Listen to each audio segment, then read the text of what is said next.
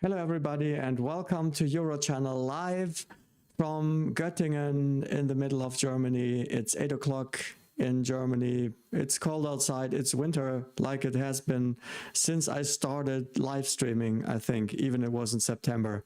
But it was also always very dark and cold, I feel. Thank you for tuning in, and thank you everybody who is a subscriber to UroChannel, and also if you're a member, thank you for being a member, because memberships may become quite interesting this year. So if you want to join, there's a membership button so that you can join for $1.99. You can become a member. Today's topic is, for me, it's not so interesting, but I think it's very interesting for you because it's about PDE5 inhibitors, which means Viagra, Cialis, Levitra. We call it Spedra, but in the US, I think it's marketed under the name of Stendra, and the generic names are Sildenafil, Tadalafil, Avanafil, and Vardenfil, and there's also another Afil around the world. I just can't remember it, but I think in Asia they have another one that's not common in Europe, so we don't use it. Basically, PDE5 inhibitors, they are drugs that have been around since 1998. That was the year Viagra appeared on the market, and I remember this year very good. And when it first came out, it was like a revolution, and I think many of you who are watching right now are also remembering that year. So that was a real paradigm shift in the treatment of erectile dysfunction. And if you look at the course of time, how erectile dysfunction has been viewed over the decades, it made some kind of switch. So first, it was viewed as a kind of a disease that was merely physiological, so because of some changes in the body. And then there came a time that was around the 60s, 70s, when all the very famous sex therapists appeared on the scene. Then everybody was aware of the fact that erectile dysfunction was a psychological thing. And that switched back to being a physiologic thing in the end of the 80s, 90s. In 1998, Viagra came to the market, and it changed the face of the earth because it became one of the mostly known words on the planet. I think Coca-Cola was more known than Viagra, so everybody knows that. And even today, if I talk to my patients, because I'm not supposed to say any brand names, so I'm talking Sildenafil, Tadalafil, nobody knows what I'm talking about. It's still that it's, and I think it may be the same for you, that you still think it's about Viagra and Cialis. Cialis was the second one that appeared on the scene, and the difference was that it was a long-acting drug. And there's another difference. Viagra or Sildenafil interacts very much with the food that you eat. So if you eat food that's very fat, then it will eliminate the substance from your blood. It will bind to the substance, and you may not reach the levels that you need for achieving an erection. This effect is not so pronounced with Tadalafil, which is a big advantage. And plus that Tadalafil is more long-acting, so if you take one tablet and you have mild erectile dysfunction, it may be active for 24 hours or even more than that. The next drug that appeared on the scene was Levitra. Levitra's Vardenfil. It's also a short-acting drug. So why the need for another one? Because we already had two of them. I guess, well, everybody wants a share of the cake. And Vardenfil is a bit different. So they are all not the same. They are equally effective, but they may differ in terms of effectiveness between people. So it could be that there is one man where Sildenafil works beautifully and Vardenfil may not work that well, and the other way around. So there are men where Vardenfil works very well and not so much Tadalafil or Sildenafil. So you really have to test what's working. Generally speaking, most PD5 inhibitors work in most men, but they are not effective in every man. And this is very important to keep in mind, that there's 20 to 30% of men who don't respond or don't respond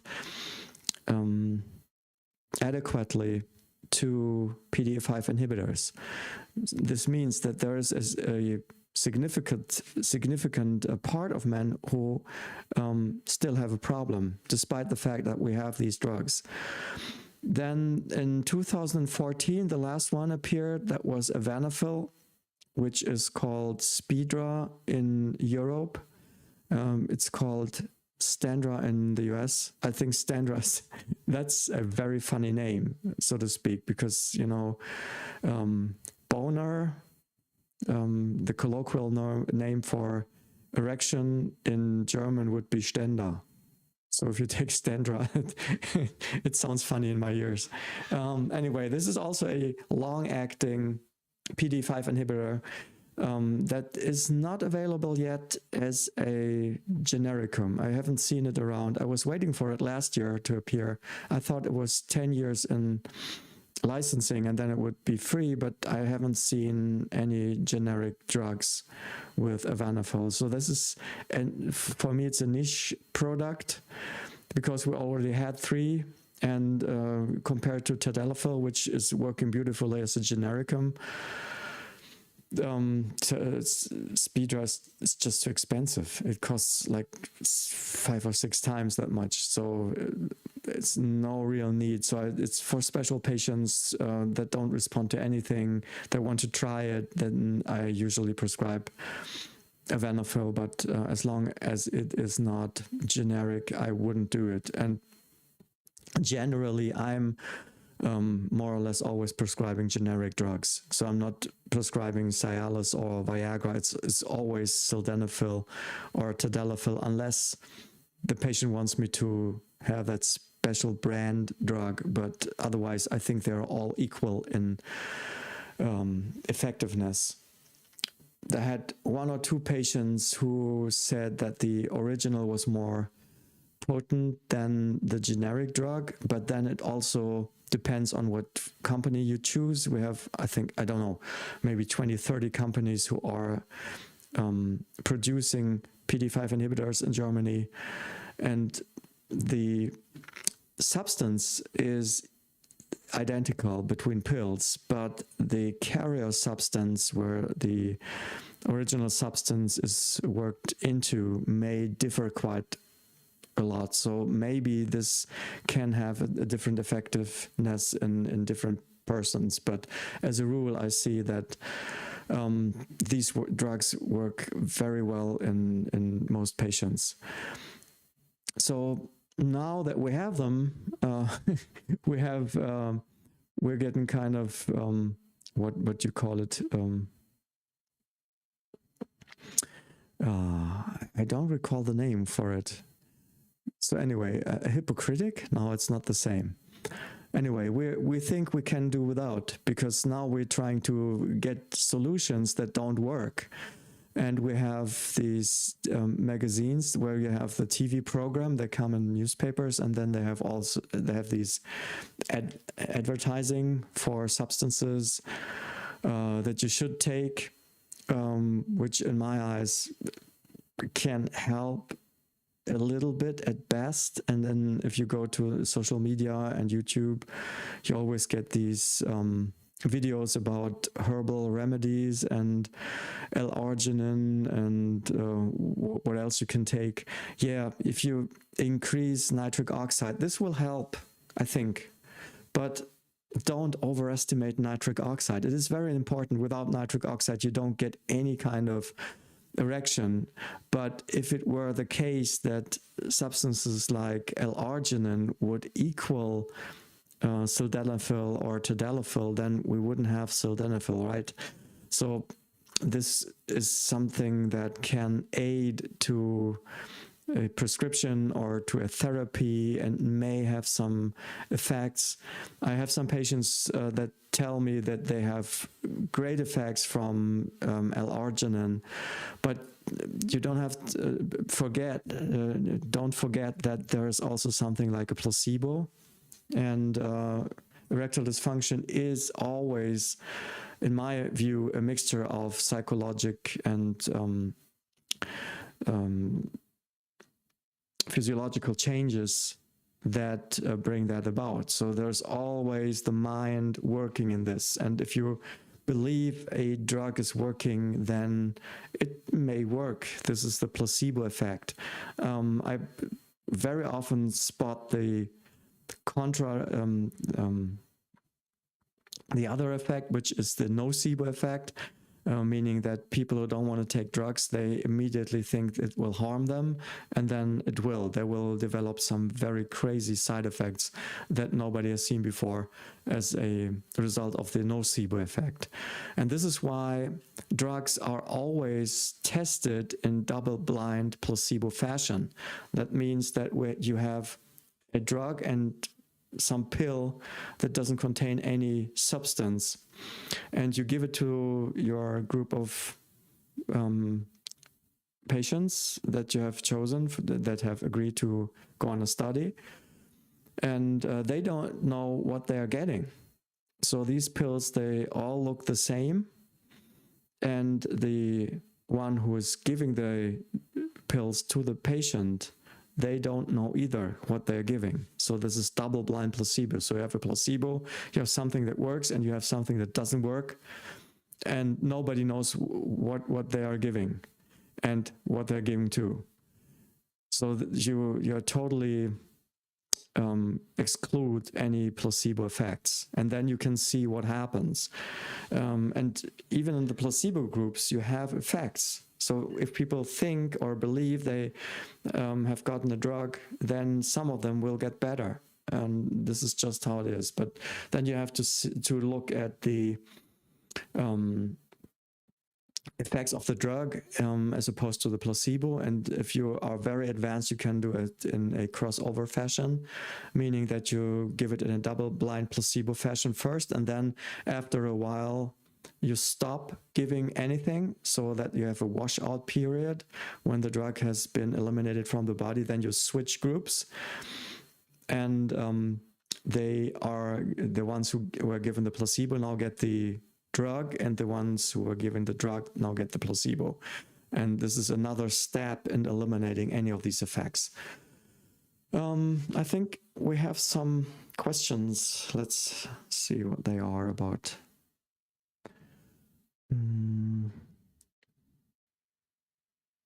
So it should work. Okay. So Eric is asking what would be the causes if sildenafil and tadalafil don't work anymore. This is a very important question, because there is no effect that you get used to the drug. Not at all, because there are some drugs like morphines, or if you laxatives that you can get used to. So they are usually they go through the liver, and then the liver produces some so detoxifies the body, so to speak. And it's the same with alcohol. The more alcohol you drink, the more you can drink before you get drunk. It's the same effect. It's a habituation effect, and we don't have that in these kind of drugs. So if they are not working, it could be a hint that the underlying cause is getting worse. So if this is some kind of vascular problem, for example, it could be a hint that this problem is getting worse. Or if there's something like a pelvic floor dysfunction that gets worse, then also the drug may not act that good anymore. Or it can, depending on the drug, it can be an interaction to the food that you eat. And we must not forget that erection is embedded in a sexual cycle where there's, in the first place, there's sexual desire. And if you don't have any sexual desire, then erections will get harder. So this is a pretty you have to have a sexual desire first before you can get an erection. This is something that I always ask patients, because some of them are not aware of that. And stuff like stress is something that gets you to lose sexual desire very often. Aging, in the 6th decade of life, there is a point in almost every man's life where sexual desire drops, despite testosterone being quite normal. And we know about that. This is also something that's normal. So all these effects can have an influence on these drugs not working anymore.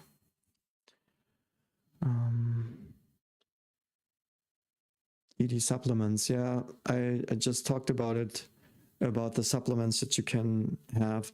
I prescribe, like, sometimes I prescribe stuff like l-arginine or even other substances to increase nitric oxide if I have the impression that this would add to my therapy.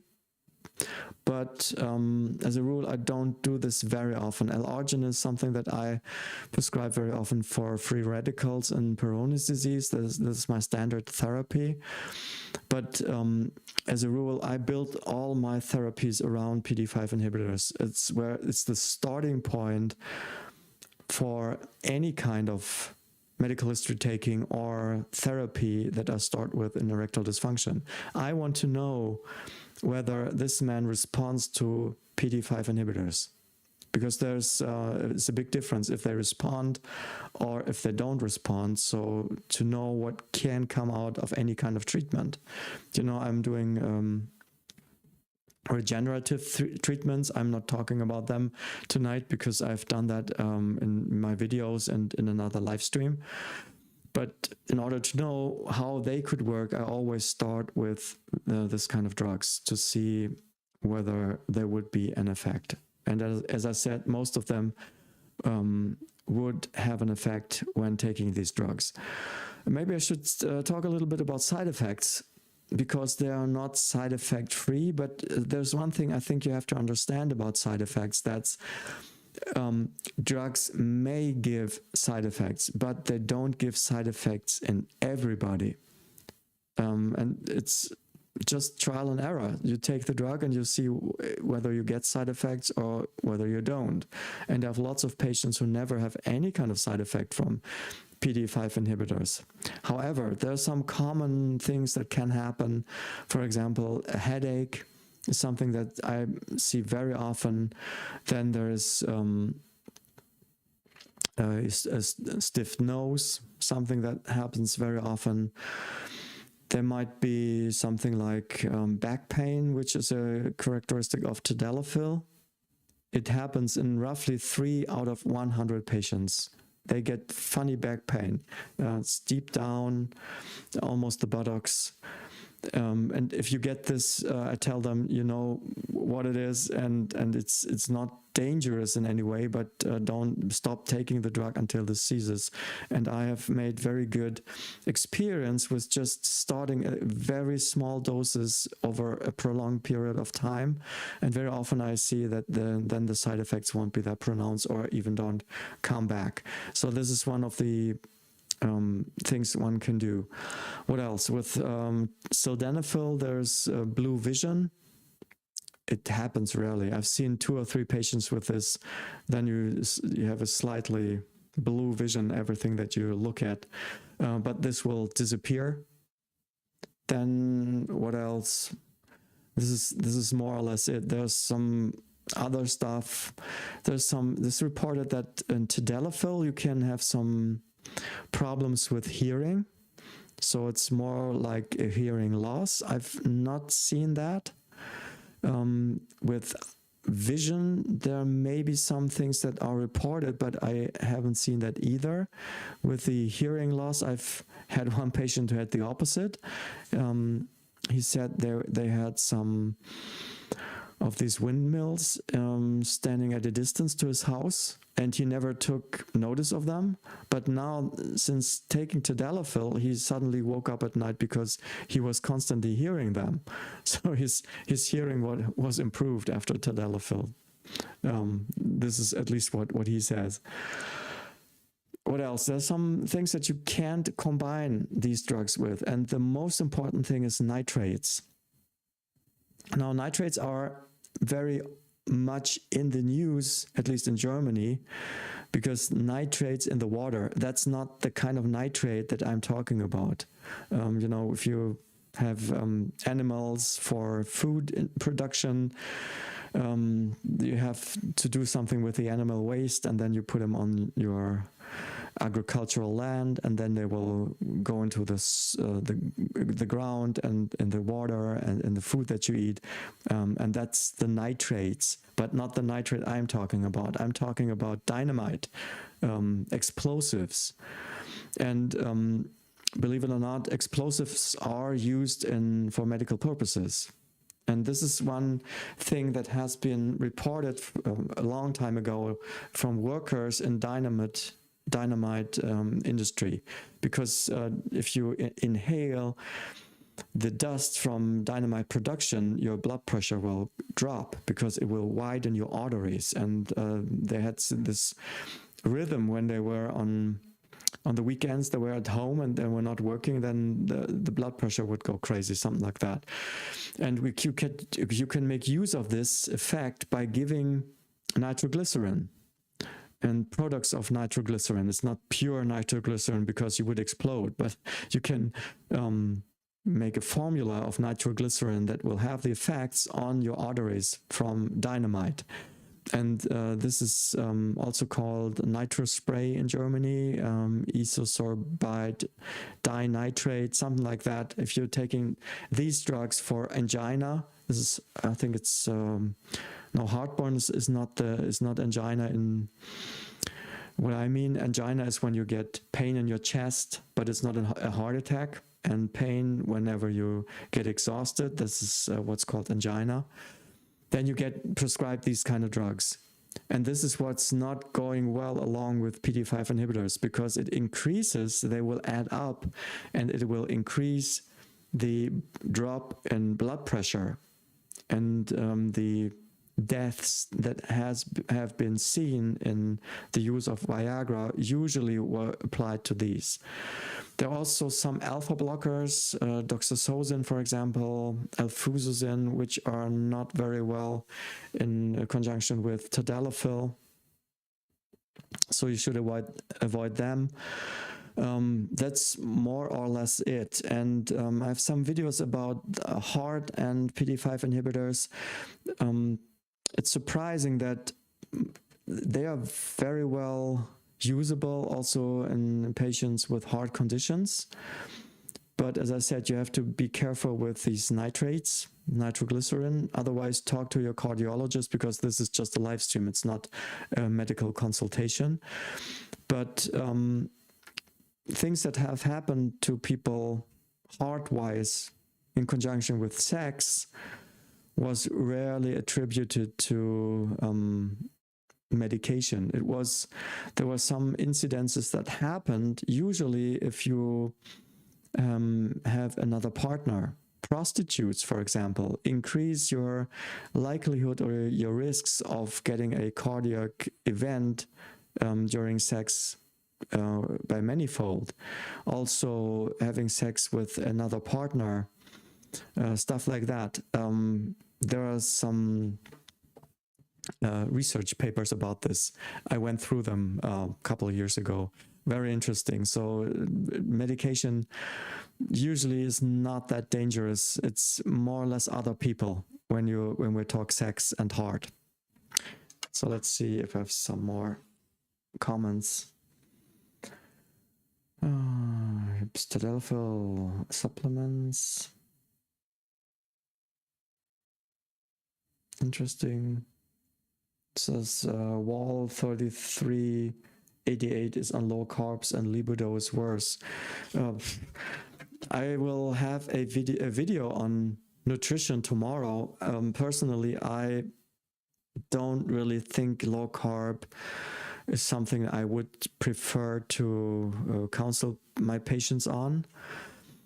I know that it makes you drop in weight, but we must not forget that energy production comes from carbohydrates. And I know I'm losing lots of people when I say that, but if you look at how the body works and how we generate our energy for our body, it's sugar, it's glucose. It's not the sugar, the white sugar that you sprinkle on, because that's glucose and fructose, but more or less it's glucose. That's where we get our energy from, energy for the muscles. This is why we have insulin, because insulin puts glucose into our muscles and then it gets converted into ATP, adenosine 3-phosphate, and this is the fuel for muscle movement. The brain lives exclusively on glucose, and the main carrier and supply of glucose is from carbohydrates. And this is why I'm not quite sure about low carb. And if you look at sports, I mean, why do marathon runners eat carbohydrates and load up before events? Because it builds glycogen in your liver, and this is what you live off when you have to have some bodily actions that you have to do. So carbohydrates are very important, but there are several kinds of carbohydrates, and this is what's the crucial point. There are carbohydrates which are more or less useless, which is sweet stuff, which is sodas, soft drinks, all the sugars that are in food. There's even sugar in sausages. So this is not the kind of carbohydrate that you want to eat. Carbohydrates in sweets and highly processed foods, all of these are not good for you. But I'm talking about complex carbohydrates, which are in whole grains, carbohydrates which are in vegetables. And actually, these are very important for the body, and they also are a carrier of energy. And so this is the basic of the food that I recommend. So as I said, I'm not so a fan of low carb. Let's see, interesting.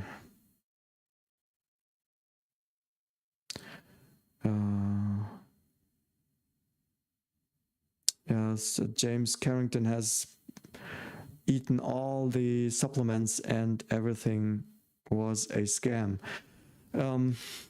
Yeah, maybe it is.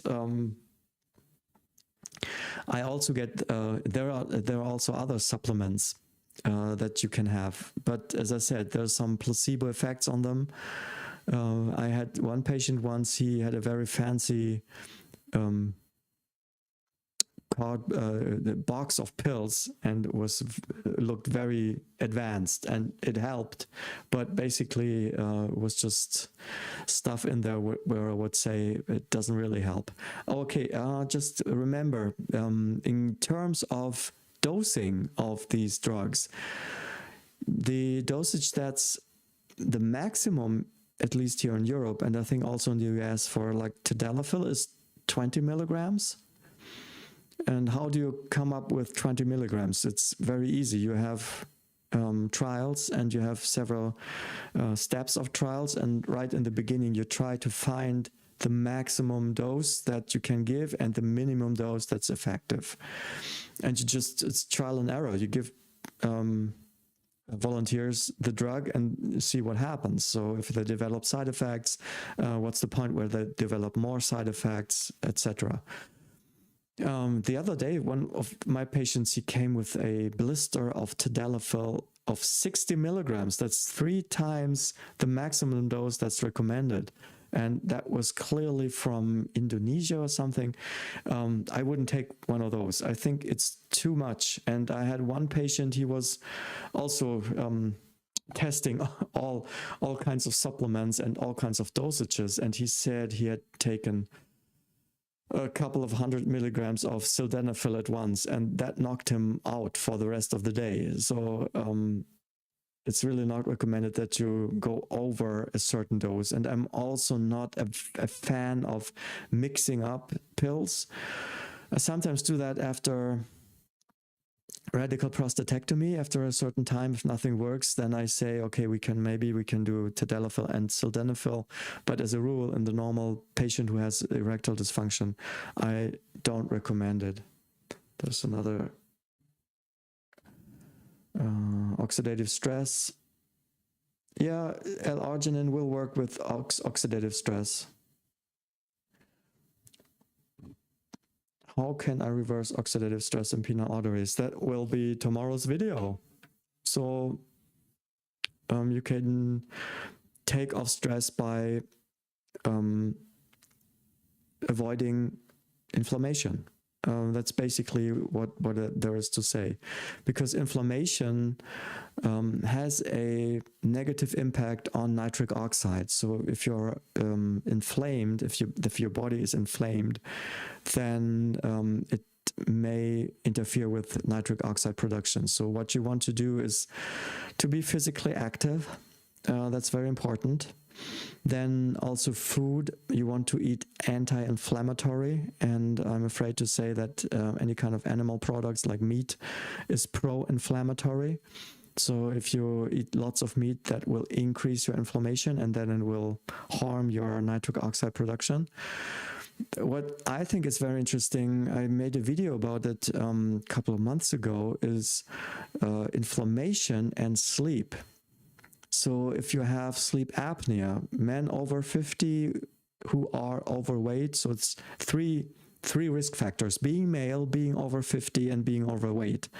That increases the risk of sleep apnea. Sleep apnea is when you are sleeping and you stop breathing. Normally it's because the muscles in your throat collapse, so you can't breathe, and you're breathing against some resistance, and you can't overcome that. And as a result of that, you will stop breathing for 30 seconds, a minute or so. There are some special forms where there's a central apnea, but most have this obstructive apnea where just the muscles just collapse and you can't breathe. This in turn will make your guts more vulnerable, because then the bacteria which are in the gut, we all have these bacteria inside of us, they also produce toxins, which are poisonous substances. They don't harm us because they stay inside the gut.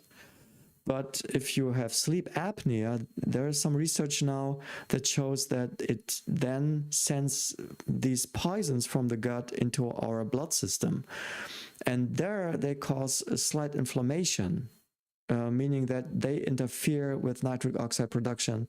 And by doing this, you get erectile dysfunction. So sleep apnea seems to have a link to erectile dysfunction. This is why I'm very observant, and I usually ask my patients about sleep apnea, and I have a small device which is called polygraphy. It's a small thing that you mount around your chest at night. You sleep with it one night, and you connect it with something that goes into your nose, so the device knows when you're breathing and when you stop breathing.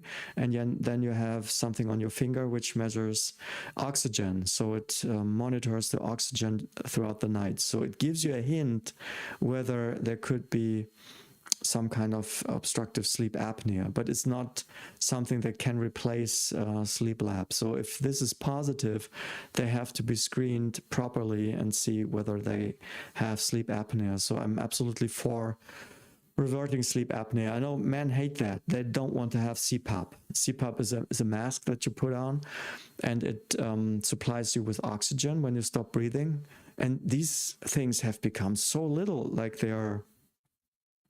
you can take them with you when you travel. It's just a very little device, and they are very silent.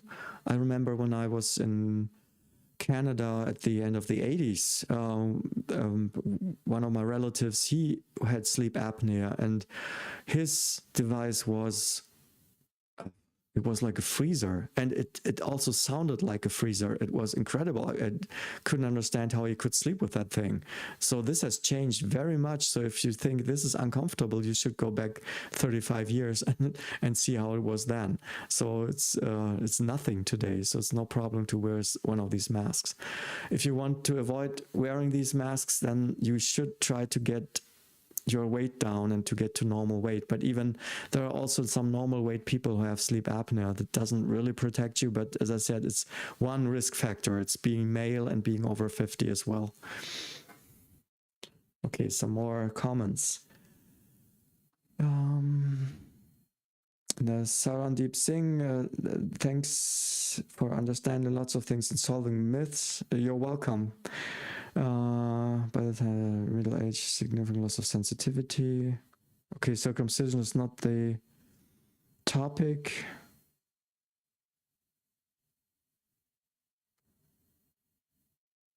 As somebody who did a shockwave treatment 3 years ago, effect was amazing for the first year, but after the second year was almost gone. Yeah, shockwaves. As I said, I don't want to talk about too much about shockwaves and regenerative therapies. It depends. I always say to my patients, be nice to your arteries. If you smoke, quit smoking, because sometimes we don't know where this is coming from. Also, if this is a muscular problem, I frequently see effects and shockwaves very early in the treatment. Even today I saw one patient who was almost normal again after 6 treatments, and this is because of muscular tension that is relieved by shockwaves. And if you, like for example, have an overactive pelvic floor, then it's possible that shockwaves will stop working after a certain time. This is why I always recommend my patients to try something on the long run, for example, like yoga. I know it doesn't sound very manly, and if you go to yoga class, you will be the only man probably. But then it is very good for putting you into the right posture, which is a precondition for the pelvic floor working properly, stuff like that. So it's possible that you have to do something once in a while, depending on your condition and the underlying cause. And I have one video out where I talk about one device referring to as being the cucumber mask for men, because I think you have to do something for your erectile function. So on a regular basis, be it food or cucumber mask or shockwaves or whatever, I think we are all pretty much at danger of losing erectile function with age. And if you just get 100 years old, I think the rate of erectile dysfunction is almost 100%. And very much of this is linked to lifestyle. It's linked to food. I say it again, my video tomorrow is about food, and it starts with a very interesting case report. So I really recommend that you watch that video and hear about this case report, and also hear what I have to say about food.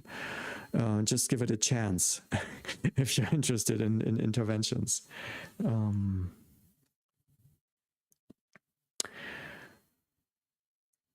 James says Vardenfil was better than Sildenafil. It's almost impossible to find in the US. Yeah, Vardenfil is not so popular here either, and for some reason it's the most expensive of all the generics. The least expensive is Sildenafil. Tadalafil is, yeah, it's quite expensive, not as expensive as Sildenafil, and then Vardenfil is the most expensive one. What are the risks of using Trimix and Viagra together for men 50 and over? There's, I would always start with stuff like Trimix to test how much the effect is. And I would only combine it if the effect of Trimix is not adequate. Because otherwise it's either or, right? So you either take a PD5 inhibitor, or you take Trimix and you add the PD5 inhibitor if Trimix is not working properly. And then you also have to look at doses with Trimix, because the least thing that you want is priapism, which is an erection that doesn't go away. It happens rarely. I'm a fan of L-Prostadil. We don't have Trimix in Europe. We can order it, and there's a special pharmacy somewhere in the south of Germany where you can order Trimix. But as a rule, we use L-Prostadil. The papaverine in Trimix is said to be more risky when it comes to scarring of the corpora cavernosa. And you don't really want scarring, because scarring then can lead to penile deviation, so we want to avoid that. So this is why I use L-Prostadil. I've never seen any scarring with that. And if L-Prostadil is not working, there's a Swedish product which contains Eviptadil. That's another thing, also increasing blood flow to the penis. And I like to give Eviptadil also after radical prostatectomy, because I think it doesn't cause that pain that many people have after radical prostatectomy and going on injection therapy with L-Prostadil. But as I said, I would go for Trimix first, and then if it's not working, then you could add PD5 inhibitor. Okay. Some selective estrogen receptor modulators. Okay. Thanks.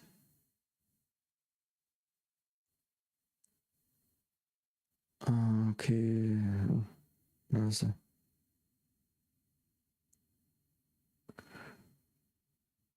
quad mix.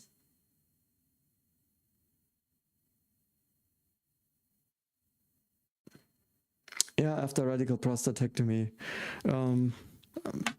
This is 2 years is after penile rehabilitation. So if this is not working, I would say, yeah, you can talk to your doctor, because once again, this is not a medical consultation. So you have to talk to one healthcare provider, how they would go about. In these cases, I usually go for injections, and if they are not working, we see whether they would be working together with a PD5 inhibitor, or a pump could also work, a vacuum constriction device, because they almost work in anybody.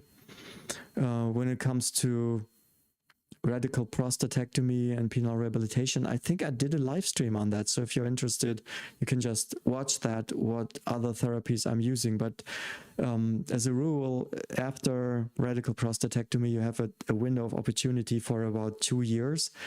And then there's not much happening after that. So let's see.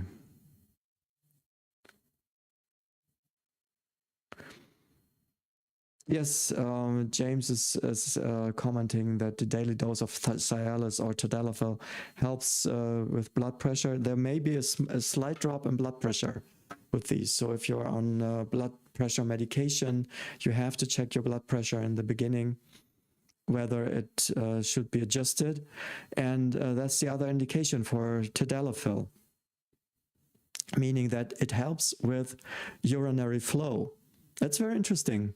And you know, in Germany, they are very restrictive, and public healthcare doesn't pay for drugs like that. So it's something that you have to pay for in private.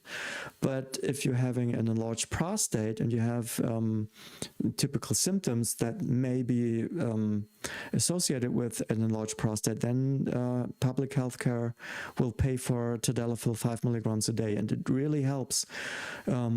It really helps with the urgency component that you can see in lower urinary tract symptoms. Sometimes people, I'm sure some of you have this. So you go into town before you go on to the bathroom, and nothing happens, and you come home, and the minute you come home and see the door of your house, then suddenly you get the urge to go to the bathroom. And this can be very strong. So some of my patients, they can't hold it. So they become incontinent just by the look of seeing the house. And what you can do is to try some training, bladder training.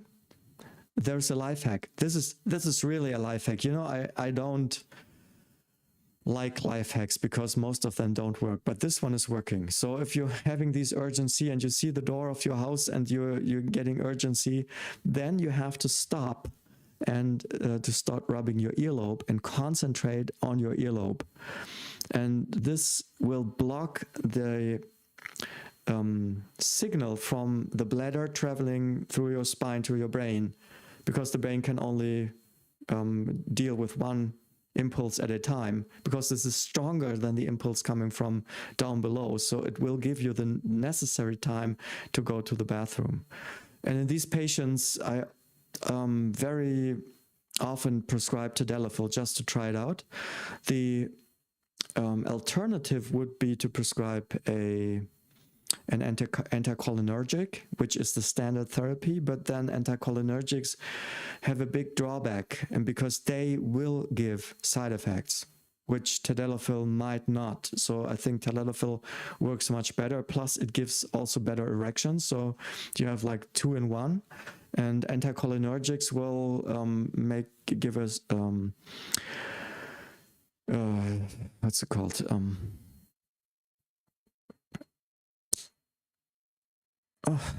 It's so late in the day. I've been talking all day, so my wife will say afterwards, I can really hear you're tired.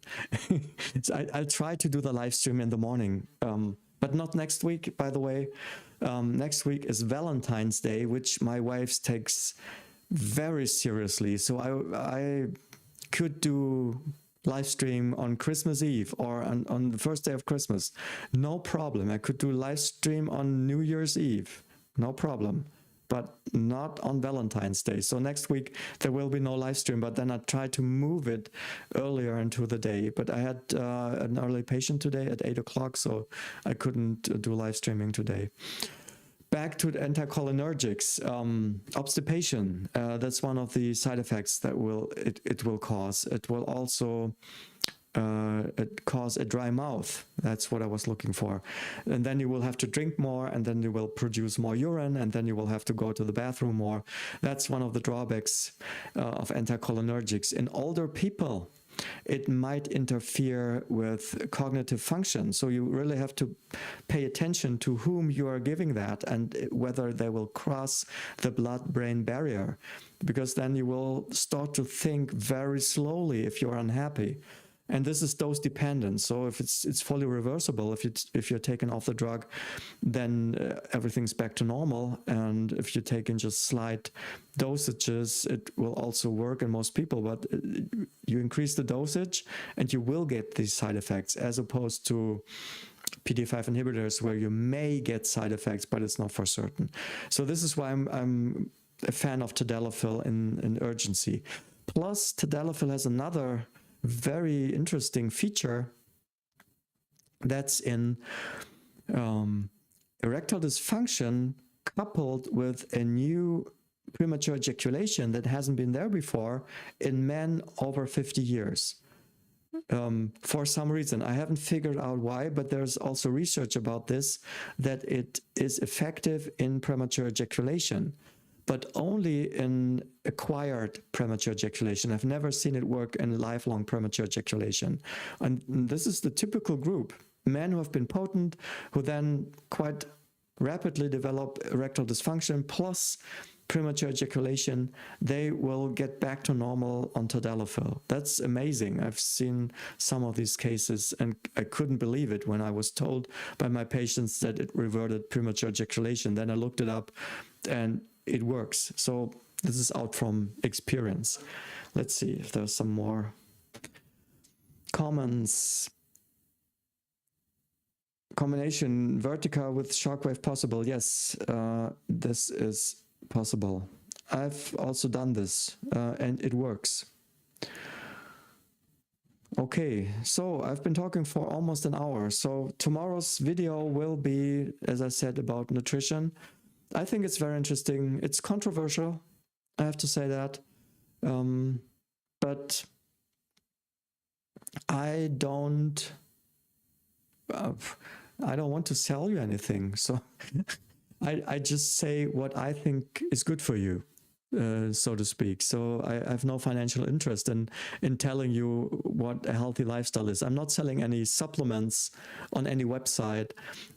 I don't think I will sell you any supplements, and I won't make money on that. So this is my honest opinion on what to eat without having any financial interest. The only financial interest I take in you is memberships. So if you want to become a member, please do so. It's $1.99 per month.